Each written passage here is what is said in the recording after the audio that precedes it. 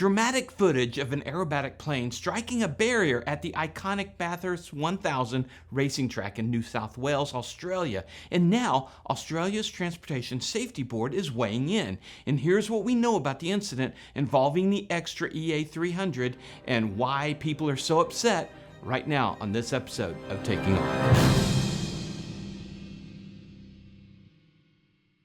Hi, I'm Dan Milliken. Some Swiss cheese holes started to line up in Australia, but fortunately, no one was injured this time. But what happened? And why is the aviation community down under in an uproar over what amounts to a fender bender for an airplane?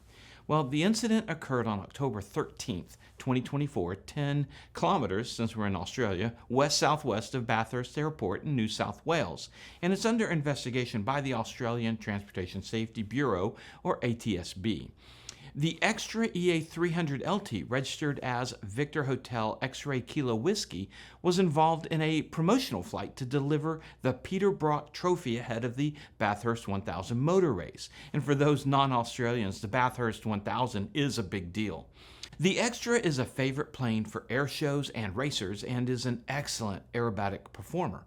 The aircraft is powered by a Lycoming AEIO 540 engine, a six-cylinder fuel-injected engine producing approximately 300 horsepower. And this engine includes an inverted fuel and oil system which allows operation during those aerobatic maneuvers. And it can seat two people in tandem with the single pilot generally sitting in the back seat to fly the plane.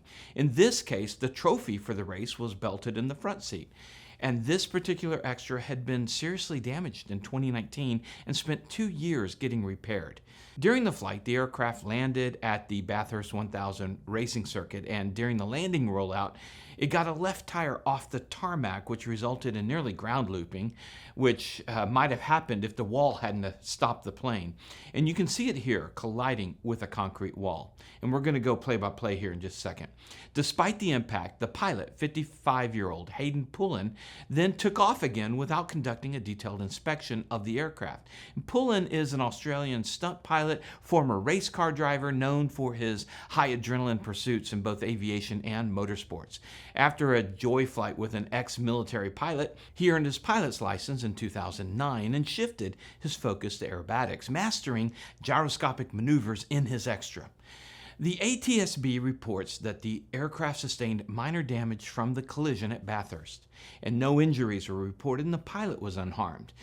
Mount Panorama is a 6.2 kilometer racing circuit primarily used for motorsport events like the Bathurst 1000.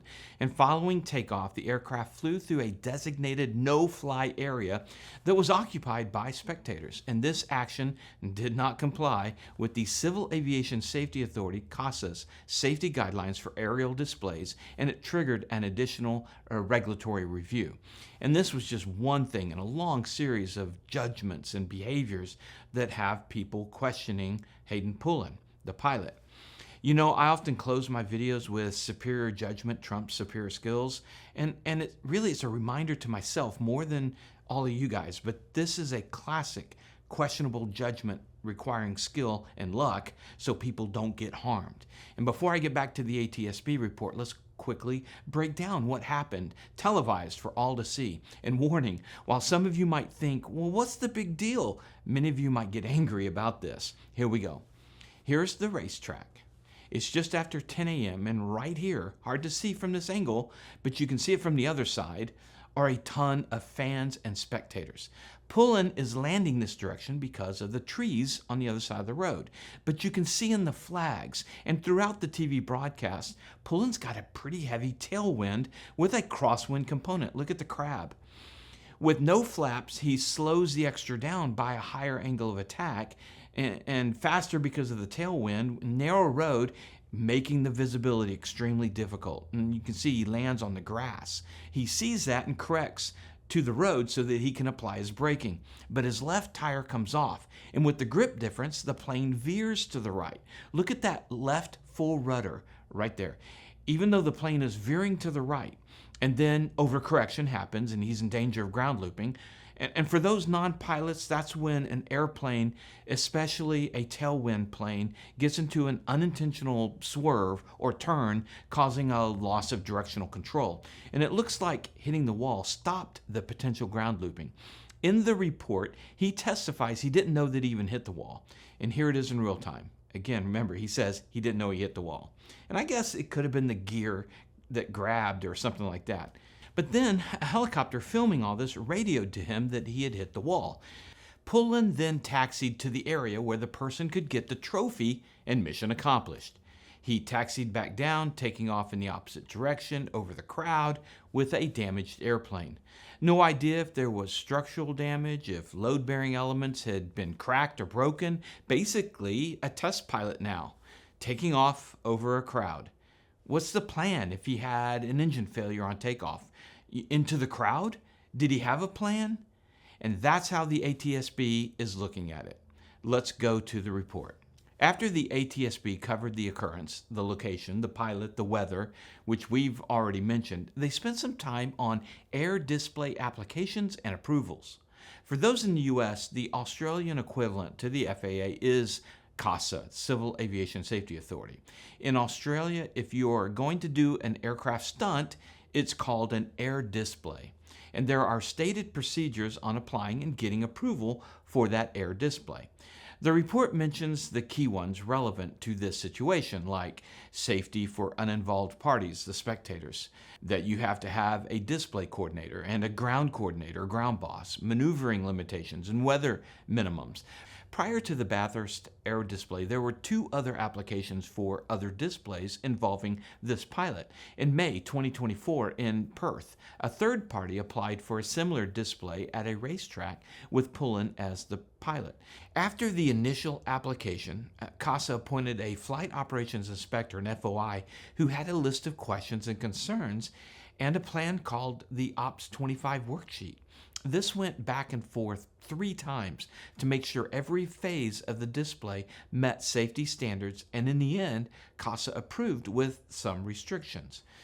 And the report states, throughout their correspondence, the FOI repeatedly requested the pilot address the spectator safety distances in AC 9121 in their application. And then a month before Bathurst in Melbourne, Pullen applied for an air display at the Sandown event for a trophy handover. The application was sparse, and in the risks, it only listed landing with people on the track. No information on the suitability of landing on the track or the takeoff. The FOI assigned sent Pullen feedback. The first item was that CASA would not approve it if it did not meet the maneuvering limitations towards or parallel with spectators. Approval finally was given with the limitations they couldn't land at the track. And then we get to Bathurst. Pullen submitted the application, naming the same display coordinator he had at Sundown. Also, that person would be the ground boss. Unfortunately, that person was not even aware that Pullen had listed them, and they weren't even there on the day. Pullen submitted a map acknowledging the no-fly areas and showing a display axis that was safe. The FOI assigned to this one assumed that Pullen would comply with the no-fly areas, and the FOI did not review any of the previous applications and issued an approval without any further request or the Ops 25 worksheet. Pullen got one by. And then on the morning of the event, Pullen went through the no-fly areas, both landing and taking off, damaging his aircraft, endangering the spectators, all without a ground boss or coordinator to provide safety on the ground. The ATSB findings for contributing factors were: the pilot planned to land and take off of a no-fly area occupied by spectators, which breached the required air display spectator safety heights and distances. The aircraft struck a barrier during a reversal turn after landing on Mountain Straight, resulting in damage to the tailplane. Following advice on the impact, the pilot did not conduct an external inspection and subsequently departed overhead a spectator no-fly area. And the Civil Aviation Safety Authority's inspector approved the pilot's application to land and take off from that Mountain Straight despite limited information from the applicant and the constraints of the no-fly areas surrounding Mountain Straight. Now, ATSB's report is a no-blame approach, focusing instead on the lessons learned to increase safety. But CASA launched their own investigation into what has been described as serious, willful, or repeated disregard of aviation rules. December of 2024, CASA filed a lawsuit against Pullen in federal court requesting more investigation time. And as of this report, they have not suspended or revoked Pullen's pilot license. I reached out to Tim at Fast Jet Performance. He had covered this story when it initially broke. Tim, you were one of the first ones to break the news about this incident in Australia. And some people might say, what's the big deal? He had a little fender bender on his, his elevator, and there was no problem. What are your thoughts on Pullen doing what he did at the Bathurst 1000? Yeah, well, I've read the report, the same as you, Dan. I think one of the big issues is with the no-fly zones that he obviously flew over, deliberately flew through. I actually do think the approach to the main straight there was well flown, even with a crosswind and a slight tailwind. He did intend to land on the grass and he went onto the runway, but of course, went onto the main track. What actually happened, of course, it carried him further down into that narrow part of track. And as you rightly pointed out in your video, as he was on the brakes there, the aircraft does pull to the right. He's got full left rudder in, and as it swings around, it's pretty much ground looping, isn't it? As we know, it impacts the wall. Now he says he doesn't know that it impacted the wall. I think any pilot would know that that aircraft had been stopped by a physical force. And of course, then he pulls out, doesn't he? And the other thing he did, of course, is take off again against the regulations. They didn't have his route, did they? He had the no-fly zones, but the route on the last application, if I read that correctly, his actual route wasn't on the application. So he'd acknowledged the no-fly areas. He hadn't actually put his landing or takeoff route on there. And of course, he flew then a damaged aircraft, which he says he didn't know it's damaged, but I think it probably was. I think he did know that. And he flew over people in the stands, and those people aren't responsible for what happened. They played no part in this whatsoever, and I think the whole thing was negligence, to be fair. We don't leave it for someone else to call us out on our poor planning. We make sure our planning is red teamed. So we might give it to a mate. That's what we used to do in the Air Force. Mate, can you just check this fly pass I'm doing down at, I don't know, Fairfield or something? It's a straight fly through, mate. This is my time. They will take that, go away, and they will rip it apart. They will literally look for any holes and errors in it. Not because they don't like you. They're your mate, right? But they want you to not be embarrassed. They want the Air Force to not be embarrassed. So they will really take it apart. They will come back to you and they will question you on it. Have you thought of this? Have you done this? What's the weather like? What about, and what Pullen didn't do there, the reason I think Pullen turned around and got airborne is he didn't have a plan B for what would happen if he dinked the jet. I call everything jet, sorry, the extra 300, but you know what I mean. If he was to have damaged the airplane, maybe he blew a tire or something, or the prop had a prop strike, anything could have been. Maybe he landed too far down and couldn't turn around. What was the plan B for leaving that aircraft there for maybe the night or the weekend? Could it have been stored off track somewhere? Could he have put tie downs with it and he could have put a cover over it? Is that possible? Where was that ever written down? I didn't read that at all. No. So the problem is when we don't have those things, when we don't have the plan Bs, when we haven't thought of the what ifs, and as you know, the James Reason model of accidents, the Swiss cheese model, it's all got to line up, isn't it? It's all got to line up for something to happen. And the thing is, we try and stop that cheese lining up as much as, and the reason we stop the cheese lining up is because we think through the what ifs, the third, the fourth, the fifth order effect, and we red team it with other people. I don't think any of that had been done. I think what was submitted was cavalier at best. I think he knew that he couldn't land on that straight without overflying the no-fly zone. He'd obviously promised somebody who's going to be there. It was probably quite good for him.